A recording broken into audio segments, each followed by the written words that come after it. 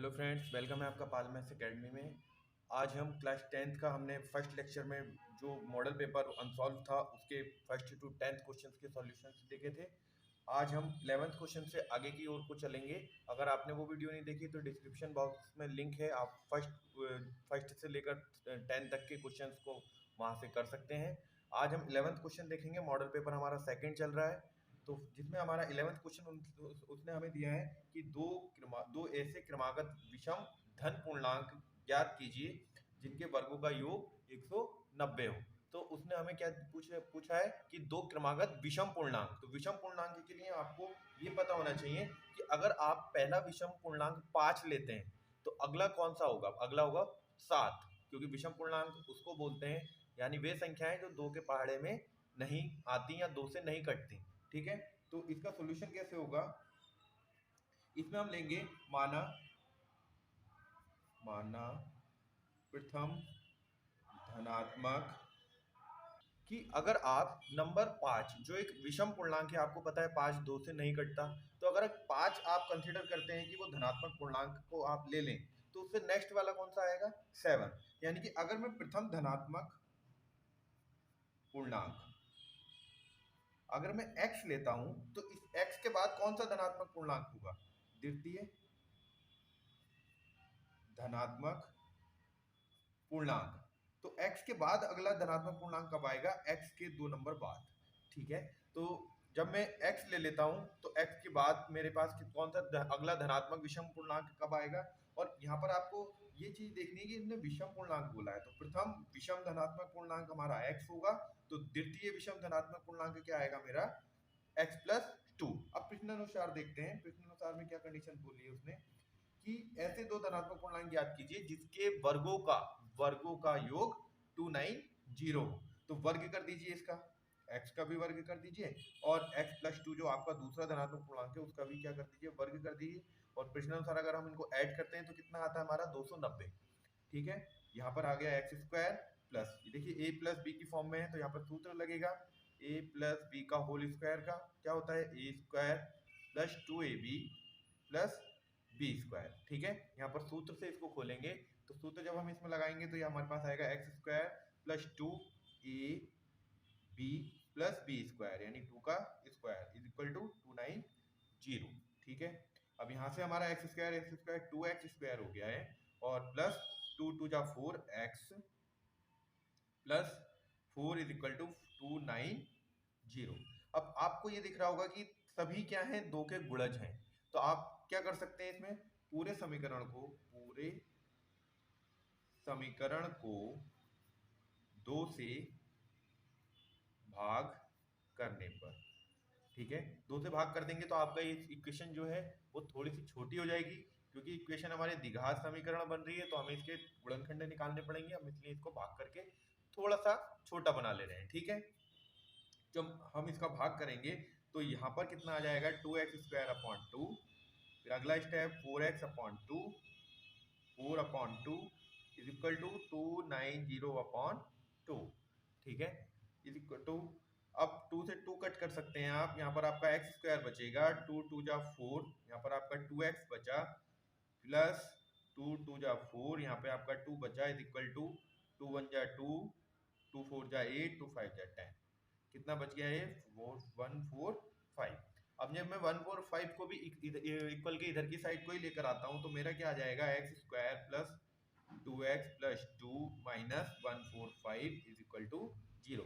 ऐसा मैंने क्यों किया है? ऐसा मैंने इसके गुणनखंड वाली जो कंडीशन है उसमें इसको बनाने के लिए किया है, क्योंकि हमें जब इस तरीके से एक इक्वेशन मिलती है जो एक्स स्क्वायर के टाइप में हो या एक्स क्यूब के टाइप में हो तो हमें उसका मान क्या निकालने के लिए क्या करना पड़ता है? उसके गुणनखंड करने पड़ते हैं।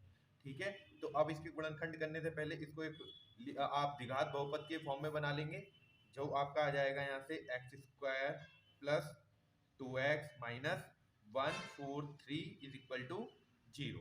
ठीक है, अब आपके पास a x square plus b x plus c type का हो गया और इसके आप क्या करेंगे? गुणनखंड करेंगे। गुणनखंड करते हैं, चलिए इसके गुणनखंड करने के लिए हमें इसको किस तरीके से ब्रेक करना है? आपने गुणनखंड करने वाले जो सॉल्यूशंस हैं वो गुणनखंड विधि से सीख रखे हैं। हम फर्स्ट वाले को कुछ नहीं करते, हमें 143 को एक्स स्क्वायर के मल्टीप्लाई में जो नंबर होता है उससे पहले मल्टीप्लाई करना है। यहाँ पे 1 है, कुछ नहीं है तो तो 143 लाना है। 2x को इस तरीके से ब्रेक कीजिए कि आप उसको सॉल्व करें तो आपका 2x ही आ जाए, और उन दोनों नंबरों को, जिन दो नंबरों में आप ब्रेक करने वाले हैं, उनको आपस में गुणा करें तो आपका 143 आ जाए। तो हम इसमें किस तरीके से कर सकते हैं, देखिए आप इसमें ले सकते हैं 13x माइनस 11x माइनस 143 आपका इस तरीके से ही आ गया इक्वल टू 0। देखिए 13 और 11 का जब आप गुणा करेंगे तो 143 आ जाएगा, ठीक है, और जब 13 में से आप 11 घटाएंगे तो 2x आ जाएगा। अब इसके बना लीजिए जोड़े, यहाँ से आप पेयर बनाने के बाद इसमें से कॉमन ले लीजिए, दोनों जगह x है तो एक x बाहर आ गया है, x प्लस 13 बचा, दोनों जगह माइनस है, माइनस बाहर आ चुका है, दोनों 11 के टेबल में जाते हैं तो यहाँ से 11 भी बाहर आ चुका है। यहाँ पर आपके पास क्या बचा, x प्लस, यहाँ पर आप 11 बाहर ले चुके हैं तो अंदर कितना बचेगा 13, क्योंकि 11 और 13 का गुणा कितना होता है 143 इज इक्वल टू 0। आप इसको और इसको एक साथ ले लीजिए, x माइनस 11 और x प्लस 13, ठीक है। अब यहाँ से आप x की दो वैल्यू निकाल लेंगे, x माइनस 11 को जब आप 0 रखेंगे तो x की वैल्यू कितनी आ जाएगी 11, और जब x plus 13 is equal to 0 रखेंगे तो x की वैल्यू कितनी आ जाएगी माइनस की 30। लेकिन आपको उसने क्या बोला है कि आपके पास क्या है, धनात्मक विषम पूर्णांक है, तो माइनस 13 तो हो नहीं सकता, तो आपका पूर्णांक क्या हो गया 11। तो पहला धनात्मक पूर्णांक विषम पूर्णांक 11 और दूसरा धनात्मक विषम पूर्णांक, दूसरा धनात्मक विषम पूर्णांक कितना हो गया x प्लस 2 यानी कि 11 प्लस 2 यानी कि 13, ठीक है। तो इस तरीके से आपका ये आंसर आ चुका है। आपको क्वेश्चन को बहुत ही केयरफुली पढ़ना है, और क्वेश्चन को पढ़ने के बाद आपको जिस तरीके से उसने लैंग्वेज बोल रखी है उसी तरीके से कंडीशन लगाकर आपको अपना क्वेश्चन सॉल्व करना है। चलिए नेक्स्ट क्वेश्चन देखते हैं इसका। क्वेश्चन नंबर 12 में उसने हमसे बोला है कि यदि कॉट थीटा का मान 7/8 हो तो ज्ञात कीजिए या मान निकालिए 1 plus sign theta into 1 minus sine theta बट्टे 1 plus cos theta into 1 minus cos theta. तो चलिए इसको करते हैं, क्वेश्चन को किस तरीके से करेंगे। इसके लिए यहाँ पे सबसे पहले एक ट्राइंगल बना लीजिए।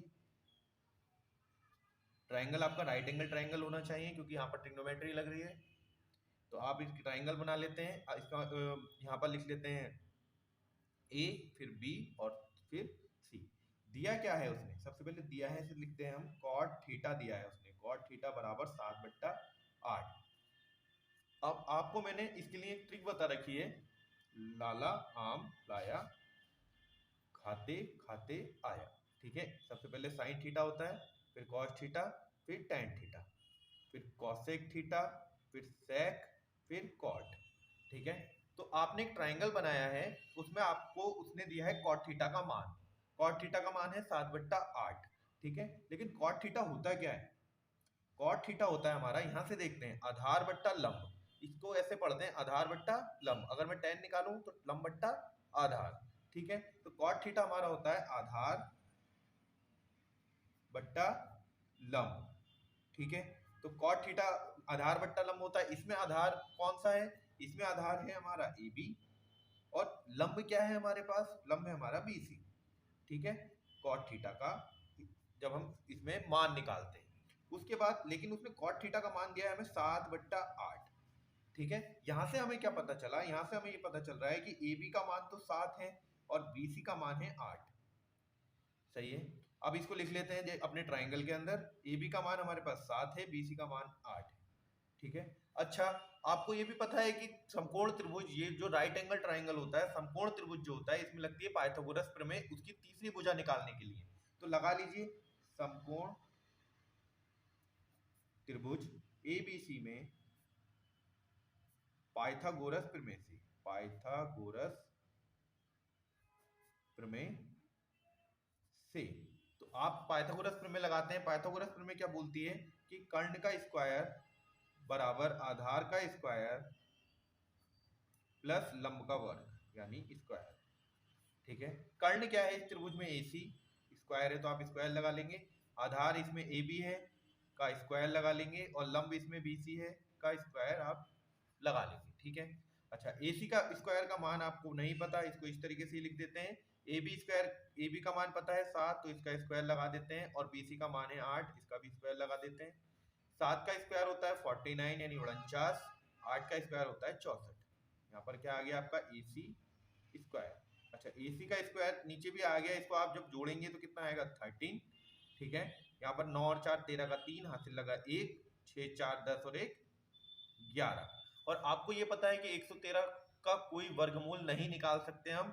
वर्गमूल निकालने का मतलब क्या होता है, उसका एलसीएम लें, यानी लॉसोपो निकालें, लॉसोपो के बाद उसके जो हमारे गुणनखंड आते हैं उसके दो दो के जोड़े बनाएं और उन जोड़ों में से भी एक एक नंबर लें, तो क्या निकल जाता है, वर्गमूल निकल जाता है। लेकिन जब हम देखते हैं कि 113 का निकालते हैं तो उसमें कोई ना कोई नंबर शेष बच जाता है, यानी 113 पूर्ण वर्ग संख्या नहीं है। तो यहाँ से 113 जब पूर्ण वर्ग नहीं होगी, लेकिन हमें तो AC का मान चाहिए, तो आप AC लिखते हैं और यहाँ से स्क्वायर हटता है तो दूसरा वाला नंबर जो दाईं ओर होगा हमारा, उसके ऊपर अंडरूट लग जाएगा। ठीक है, तो आपका AC का मान क्या आ गया, अंडरूट 113। अब आपके पास तीनों भुजाएं आ चुकी हैं। अब आपको ज्ञात करना है 1 प्लस साइन थीटा, ये जो पूरी इक्वेशन है इसका मान। तो इसके लिए हम सबसे पहले निकालेंगे साइन थीटा। तो साइन थीटा निकालते हैं। साइन थीटा क्या आ जाता है हमारा, साइन थीटा, देखिए साइन क्या होता है हमारा, साइन थीटा होता है लंब बट्टा कर्ण। क्या होता है, लंब बट्टा कर्ण। अच्छा लंब क्या है यहाँ पर देखते हैं, तो लंब यहाँ पर है हमारा BC और कर्ण है हमारा AC। तो लंब बट्टा कर्ण जब हम BC अपॉन AC निकालते हैं तो BC का मान मेरे पास है 8 और AC का मान है अंडरूट 113। ठीक है, और आपके पास जब आप क्वेश्चन सॉल्व करने जाएंगे तो cos थीटा की भी जरूरत पड़ने वाली है, तो cos थीटा भी पहले ही निकाल लीजिए। cos theta is equal to क्या होता है हमारा, आधार बट्टा कर्ण। तो आधार क्या है यहाँ पर AB और कर्ण क्या है AC। ठीक है, तो AB का मान क्या निकल रहा है आपका 7 और AC का मान कितना निकल रहा है 113 अंडरूट का।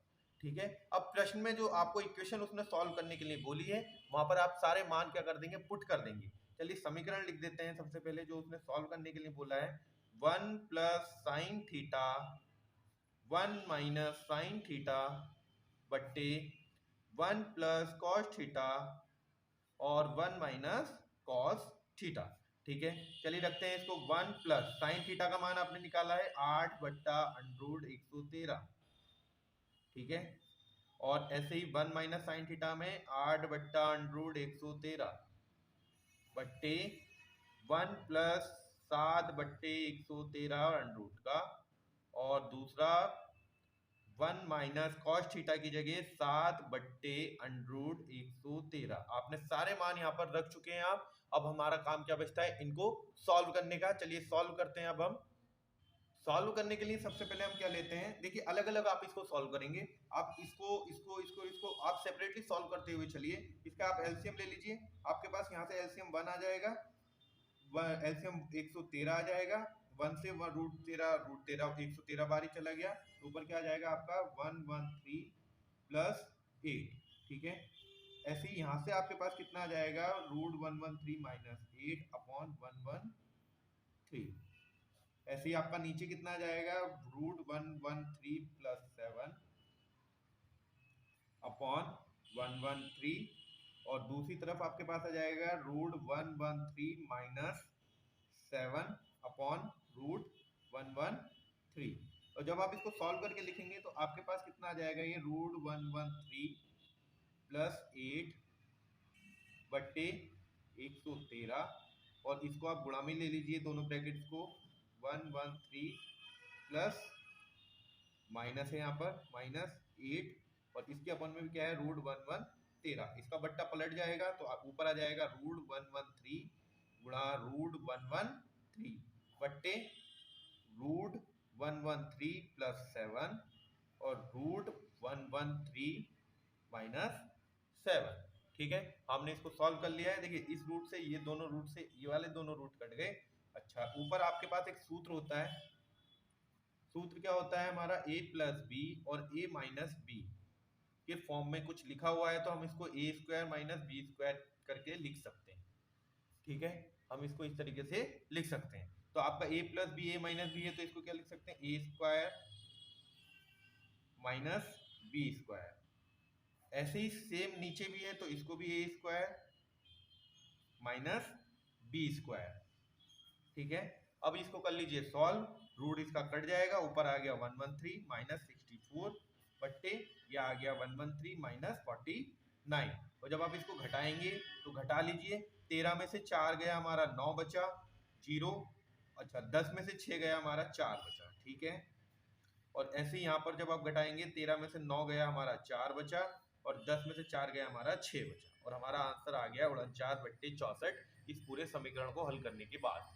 ठीक है, यहाँ से हमारा क्वेश्चन कंप्लीट हो जाता है। नेक्स्ट क्वेश्चन देखते हैं हम।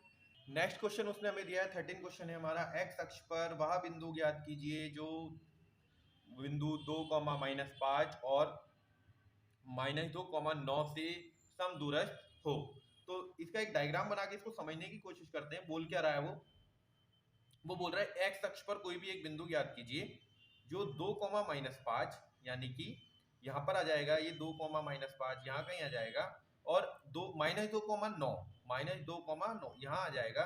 तो हमें एक्स अक्ष पर वो बिंदु ज्ञात करना है जो यहाँ से यहाँ तक और यहाँ से यहाँ तक क्या है, समान दूरी पर है, समदूरस्थ है। तो इस क्वेश्चन के हिसाब से अगर हम देखें कि एक्स अक्ष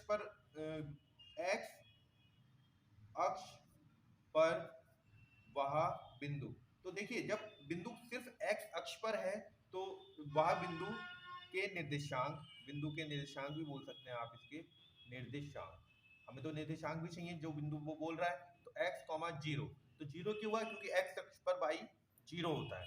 ठीक है, और आपको x अक्ष से ऊपर और x अक्ष से नीचे की तरफ को क्या करना है, इस बिंदु का मान निकालना है जो दोनों से क्या है, समदूरस्थ है। तो हम इसमें क्या करेंगे, माना ये बिंदु हमारा A है, ये B है और ये C मान लेते हैं हम। दोनों क्या है, यहाँ से यहाँ तक की डिस्टेंस और यहाँ से यहाँ तक की डिस्टेंस क्या है, बराबर है। तो हमें क्या करना है, इसकी दूरी और इसकी दूरी बराबर होगी अगर समदूरस्थ है। तो हम इसमें लिखते हैं कि AC की दूरी, क्योंकि समदूरस्थ हैं, बराबर है AB की दूरी से। ठीक है, और दूरी सूत्र होता है हमारे पास, दूरी सूत्र के हिसाब से अगर हम देखें इसमें, तो दूरी सूत्र होता हमारा x2 - x1 का स्क्वायर प्लस y2 - y1 का स्क्वायर। ठीक है, तो इसके हिसाब से इसको निकालने का प्रयास करेंगे हम लोग। तो चलिए AC की यानी AC पहले वाला पॉइंट मान लीजिए 2, -5, यहाँ पर लिख लेते हैं हम -2, 9। ठीक है, और यहाँ पर लिख लेते हैं हम 2, -5। तो आप AC निकाल लीजिए। AC में आप इसके तो आ जाएंगे आपके पास x और 0, और यहाँ से आपका ये आ जाएगा आपका x1 y1, ये आपका x2 y2। ठीक है, अब इसको दूरी सूत्र से सॉल्व कर लीजिए। AC को निकाल लीजिए आप। AC कैसे निकलेगा हमारा, √x2 - x1। तो x2 क्या है आपका -2, माइनस x1 क्या है आपका -x का स्क्वायर, प्लस y2 - y1। तो y2 आपका 9 है, -0, 9 - 0 का स्क्वायर। ऐसे ही सेम इसके लिए कर लीजिए आप, x1 y1 हो गए ये, और x2 y2 हो गए ये। यहाँ पर भी दूरी सूत्र लगा लीजिए, और कंडीशनली ये क्या है, आपस में दूरियां इनकी बराबर हैं, तो बराबर का निशान में लगा चुका हूं। तो चलिए x2 - x1 यानी कि 2 - x का square plus y2 - y1 -5, -0 is equal to square. तो चलिए इसको सॉल्व करते हैं। दोनों ओर का वर्ग कर लीजिए। सबसे पहले दोनों ओर का वर्ग करने पर तो दोनों ओर का जब आप वर्ग करेंगे तो -2 - x का स्क्वायर प्लस 9 का square is equal to 2 - x का स्क्वायर प्लस -5 का स्क्वायर। वर्ग करना है तो इसको कर लेते हैं ब्रैकेट में बंद, दोनों को स्क्वायर से रूट कट कर लेते हैं, इसलिए हमने स्क्वायर किया है। तो आपके पास इक्वेशंस बनकर आ रही है -2 - x प्लस 81, क्योंकि 9 का स्क्वायर हमने कर चुके हैं, इज इक्वल टू 2 - x का स्क्वायर प्लस 25। ठीक है, अब यहाँ पर a - b का स्क्वायर वाला फॉर्मूला लगा देते हैं। फॉर्मूला होता है हमारे पास सूत्र a - b का होल स्क्वायर क्या होता है, a² - 2ab प्लस b²। तो आपको दोनों तरफ यही फॉर्मूला लगाना है क्योंकि दोनों माइनस वाले हैं। तो फॉर्मूला लगा दीजिए, a का स्क्वायर -2ab प्लस b² यानी x का स्क्वायर प्लस 81। यहाँ पर भी फॉर्मूला लगा दीजिए, a² plus -2ab plus b² plus 25। ठीक है, यहाँ से आपका 4 हो गया, यहाँ से आपका प्लस 4x हो गया और यहाँ से आपका x स्क्वायर हो गया प्लस 81 हो गया। ठीक है, यहाँ से 4 हो गया, ये माइनस का 4x हो गया और यहाँ से आपका कितना हो गया, ये x स्क्वायर हो गया और ये कितना हो गया 25। कुछ चीजें कटेंगी यहाँ से, आप उस चीज कटने वाली चीजों को पहले कट कर लीजिए। देखिए प्लस का 4 इधर है, यहाँ पर आकर माइनस का होगा और ये प्लस का 4 है तो इससे कट चुका है। एक्स स्क्वायर भी इस तरीके से कट जाएगा। आपके पास क्या बचेगा 4x और 4x माइनस का था, इधर आके क्या हो जाएगा ये 4x प्लस 4x। ठीक है, प्लस 81 था और माइनस 25 भी इधर ही ले आइए, 0 इक्वल में आपका रह जाएगा। तो 4x और 4x आपका कितना हो जाता है 8x प्लस 81 में से 25 माइनस कर दीजिए। 81 में से 25 जब आप माइनस करेंगे तो कितना बचेगा, 11 में से 5 गया हमारा 6 बच गया, 7 में से 2 गया हमारा 5 बच गया। ठीक है, इज इक्वल टू 0। चलिए x का मान निकालना है हमें। 8x is equal to minus 56 हो जाता है और x is equal to minus 56 upon 8 और ये 7 टाइम्स कट जाएगा। x की वैल्यू कितनी आ गई हमारी माइनस की 7। तो हमारा x अक्ष के निर्देशांक कितने थे, x अक्ष के निर्देशांक हमारा x, 0 थे, इसके मान आ जाते हैं हमारे -7, 0। ये एक ऐसा पॉइंट है जो समान दूरी पर होगा दिए गए बिंदुओं से जो उसने हमें बोल रखे हैं। ठीक है, नेक्स्ट क्वेश्चन देखते हैं अब हम। नेक्स्ट क्वेश्चन में वो क्या बोल रहा है हमसे कि SCF 306 और 657 यानी कि 306 और 657 का जो SCF है वो 9 है और LCM आपको ज्ञात करना है। तो आपके पास क्या होता है, इसके लिए एक सूत्र होता है। आपके पास सूत्र होता है, सूत्र LCM गुणा SCF बराबर दोनों संख्याओं का गुणनफल, दोनों संख्याओं का गुणनफल। ठीक है, तो आप इस सूत्र की हेल्प से इन दोनों का जो LCM है वो फाइंड आउट कर सकते हैं। LCM आपको दे रखा है उसने, SCF दिया है, LCM आपको फाइंड आउट करना है तो LCM की जगह LCM ही लिख दिया। SCF आपको 9 दिया है। ठीक है, अच्छा दोनों संख्याएं कौन सी थी, 306 और 675, तो 657। तो 657 हम क्या लिखेंगे, दोनों संख्याओं को इस तरीके से लिखेंगे। 675 दिया है उसने, यहाँ मैंने 675 कर दिया है इसको। तो हमारे पास कौन कौन से दोनों नंबर हैं, 306 गुणा 675। ठीक है, तो LCM आपका इधर ही रह गया, ये गुणा में था तो ये दोनों संख्याओं के किस में आ जाएगा, दोनों गुणा में है यहाँ पर 675/9। और यहाँ से आप क्या करेंगे, इसको कट कर लीजिए, यहाँ से कट जाएगा 9 का 9 और 9 तिया 27, 3 बचा या 3 9 चक्को 36 और आपका आंसर 34 गुणा 675 करेंगे तो आप यहाँ से इसका आंसर आराम से फाइंड आउट कर लेंगे। ये इसी तरीके से होते हैं जब हमारे को LCM और SCF वाले क्वेश्चन में से कुछ भी एक चीज गायब की होगी तो आपको क्या रखना है, ये वाला सूत्र याद रखना है और आपका ये क्वेश्चन इजीली फाइंड आउट हो जाएगा। नेक्स्ट क्वेश्चन देखते हैं, 15th क्वेश्चन आ रहा है अब। अगला क्वेश्चन देखते हैं, सिद्ध कीजिए कि 3 + 2√5 एक अपरिमेय संख्या है। देखिए इस तरीके से ये वाला क्वेश्चन करना थोड़ा इजी रहता है। ये आपका 2016 और 2017 दोनों टाइम्स इसने पूछा हुआ है क्वेश्चन है। इसमें आपको पूरा नहीं करके दिखाना। अगर वो सिर्फ √5 के लिए पूछेगा आपसे तो आपको कुछ थोड़ा सा ज्यादा करना होता है, टफ वो भी नहीं है। तो चलिए इसको किस तरीके से करेंगे, हमें अपरिमेय संख्या सिद्ध करनी है तो हम इसमें इसको जस्ट उल्टा जिस तरीके से उसको करके लेकर आते हैं। माना 3 + 2√5 एक परिमेय संख्या है। तो जब हम 3 + 2√5 को एक परिमेय संख्या मान लेते हैं तो 3 + 2√5 को किसके जैसा लिख सकते हैं हम, P/Q, जहां P व Q प्राकृतिक संख्याएं हैं यानी नेचुरल नंबर हैं, संख्याएं हैं। Q भी 0 के बराबर नहीं है और P व Q सहअभाज्य सहअभाज्य हैं। जब मैं इनको क्या मानता हूँ, परिमेय संख्या मानता हूँ, तो परिमेय संख्या के पास अपनी 3 प्रॉपर्टीज तो होती ही हैं। कौन कौन सी, P और Q दोनों प्राकृतिक संख्याएं होंगी। Q बराबर 0 नहीं होगा क्योंकि फिर उससे अनडिफाइंड यानी कि क्या होगा, नंबर ही हमारा प्रमाणित नहीं होगा।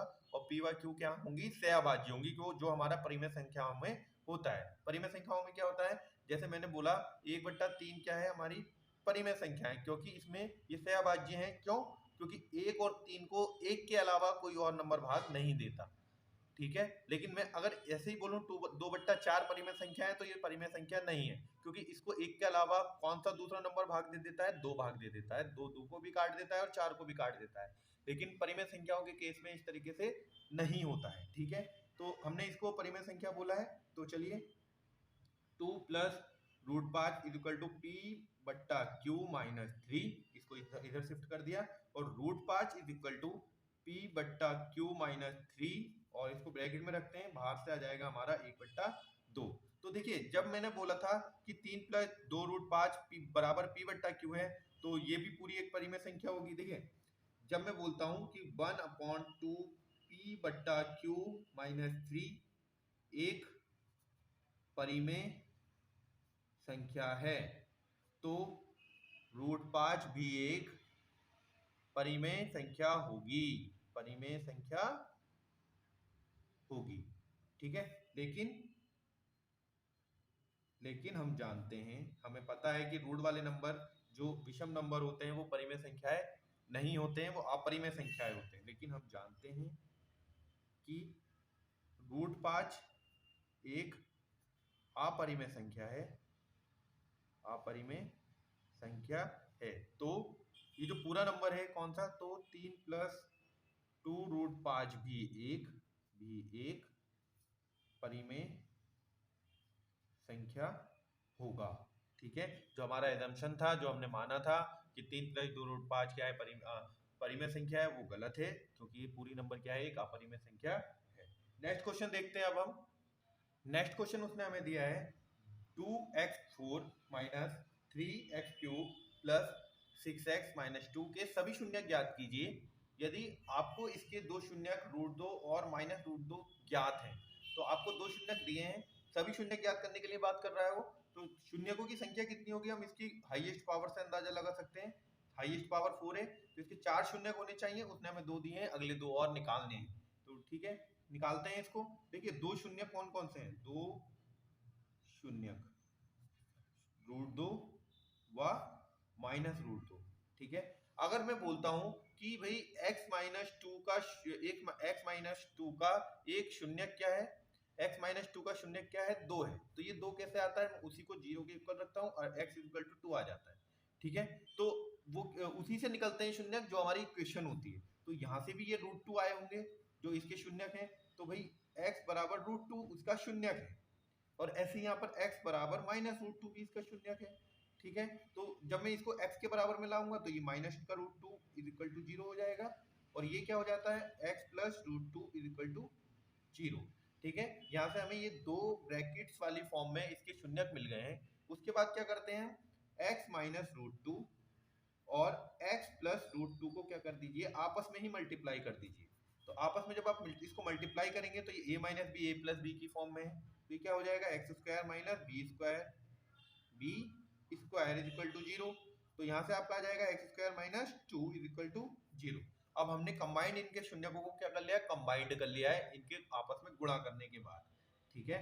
अब क्या करते हैं हम x² माइनस 2 से बहुपद 2x4 माइनस 3x की घात 3 प्लस 6x माइनस 2 में भाग कर दीजिए, में भाग करने पर, तो भाग करेंगे आप x² माइनस 2 में भाग करना है आपको 2x की पावर 4 माइनस 3x की घात 3 प्लस 6x माइनस 2, ठीक है।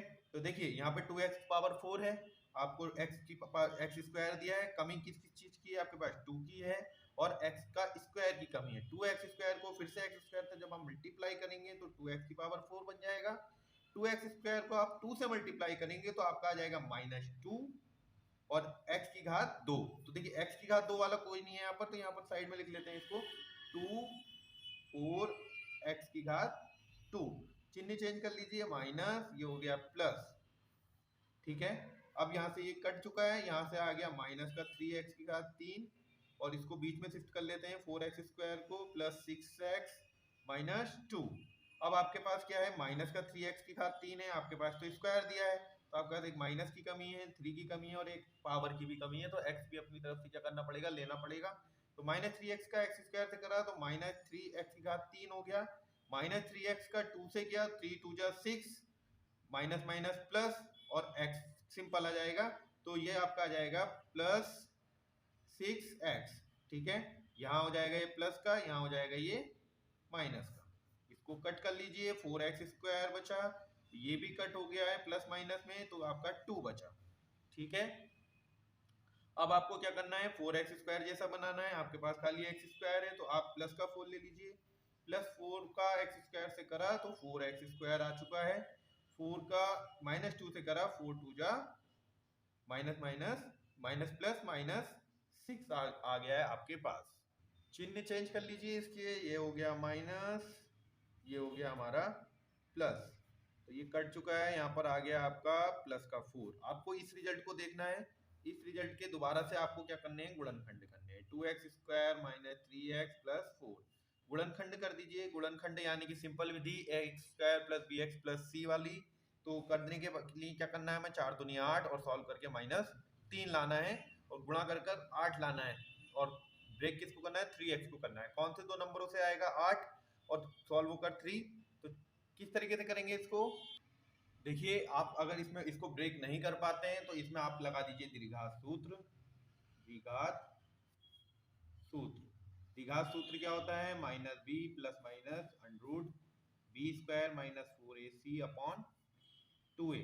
इसके सूत्र के हिसाब से आपके पास a है 2, b है आपके पास -3 और c है 4।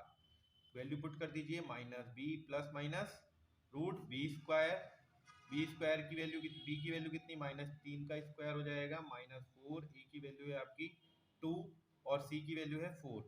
ठीक है, और यहाँ पर b की जगह आप पुट कर लेंगे माइनस का 3, एक माइनस आगे है, अपॉन 2a, 2 इंटू a की वैल्यू है 2, और आपने इसको कर दिया है 3 क्योंकि माइनस माइनस हो गया प्लस, यहाँ पर प्लस माइनस आ गया, रूट यहाँ पर 9 आ गया, और यहाँ से क्या आ गया आपके पास, 4 दूनी 8 या 4 चक्कू 16, 16 दूनी 32, यहाँ से 32 आ गया, और यहाँ पर 4 आ गया। ठीक है, 3 प्लस माइनस रूट, यहाँ से 32 में से जब आप 9 घटाएंगे तो आपके पास कितना बचेगा, 32 में से आप 9 घटाएंगे तो आपके पास बचेगा यहाँ से 23 माइनस का बट्टे 4।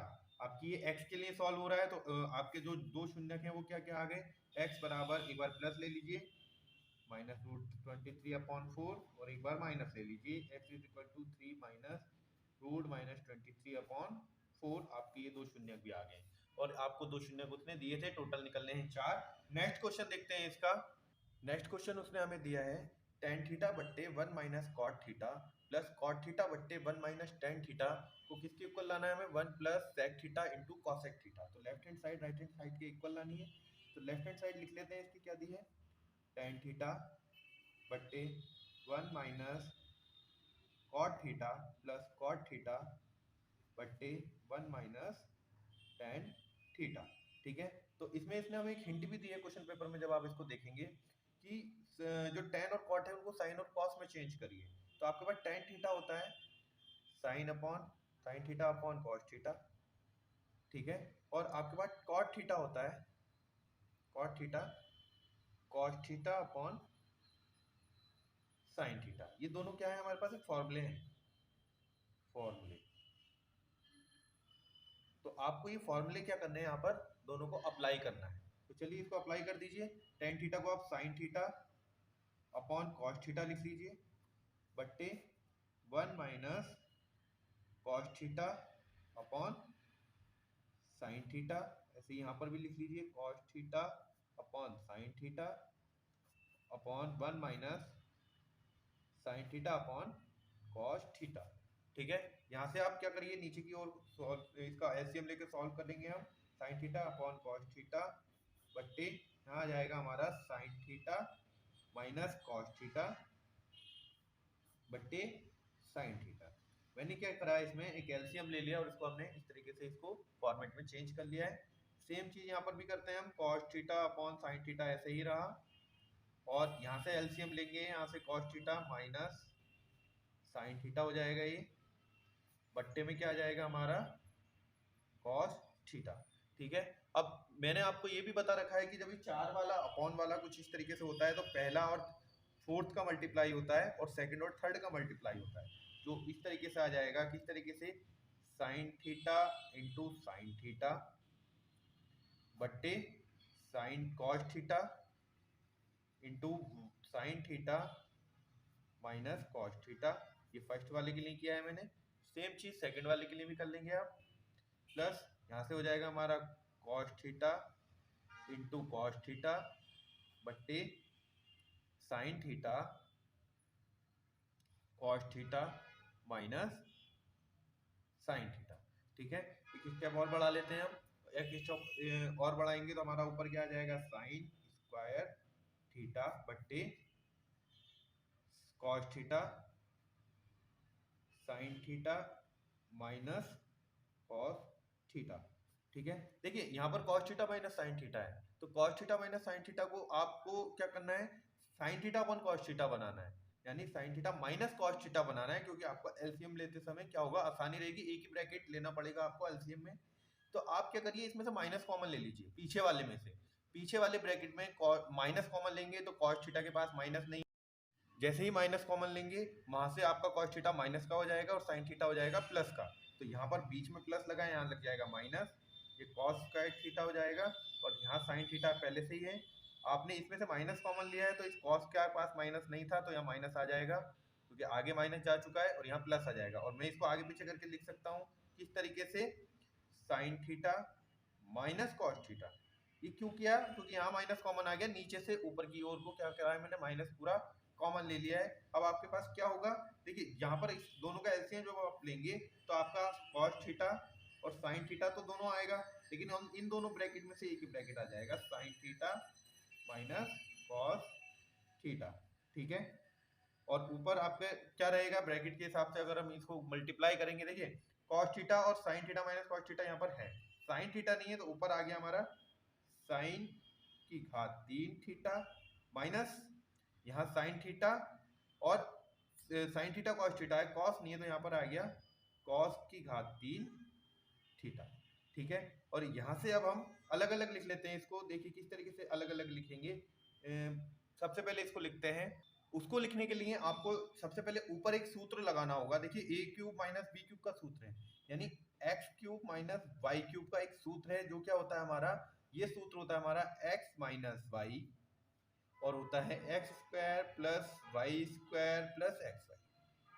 ठीक है, इस सूत्र का यूज ऊपर ही ऊपर आप क्या करेंगे, यूज करेंगे, क्योंकि फॉर्मेट आपका बना हुआ है ऊपर। ठीक है, तो इसको मैं क्या लिख सकता हूँ, sign theta minus cos theta into x square, यानी कि sign square theta plus cos square theta plus sign theta cos theta.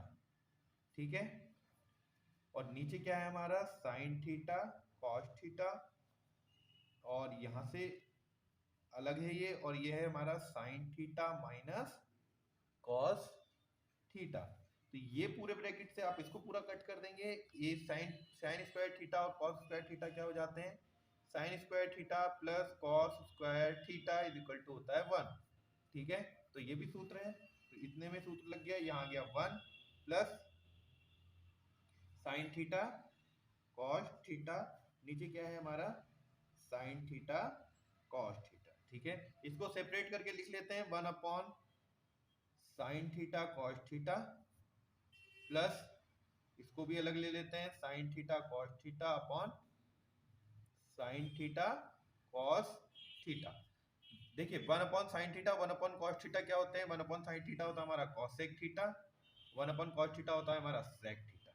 इससे पूरा कट चुका है तो यहाँ पर आ गया 1, लाना कैसे था, हमें प्लस में आगे पीछे करके लिख सकते हैं, 1 plus cosec theta sec theta. ये हमारा लेफ्ट हैंड साइड और राइट हैंड साइड इक्वल आ गए हैं, left hand side is equal to right hand side. Formula based question है। आज हमने इसके जो सेक्शन बी को भी कंप्लीट किया है, सेक्शन सी के भी 2-3 क्वेश्चन हम कर चुके हैं इसके। अगली वीडियो में आपके जो नेक्स्ट 7-8 क्वेश्चन बचे हुए हैं इस पेपर के, मॉडल पेपर के, उसके सॉल्यूशंस आ रहे हैं। क्लास 10th का कोर्स भी और इंपॉर्टेंट क्वेश्चन की सीरीज भी साथ साथ आपकी आ रही है बोर्ड्स के लिए, और सीबीएसई बोर्ड्स के सैंपल पेपर कलेक्शन और उसके भी सब सॉल्यूशंस मैं आपको जल्दी अवेलेबल कराने वाला हूं। इसलिए पाल मैथ्स एकेडमी के साथ जुड़े रहिए, चैनल को लाइक शेयर और सब्सक्राइब कीजिए। आपको वीडियो कैसी लगी, आपको किस क्वेश्चन में प्रॉब्लम है, आप उसको कमेंट सेक्शन में जाके बता सकते हैं। चैनल से जुड़ने के लिए थैंक यू।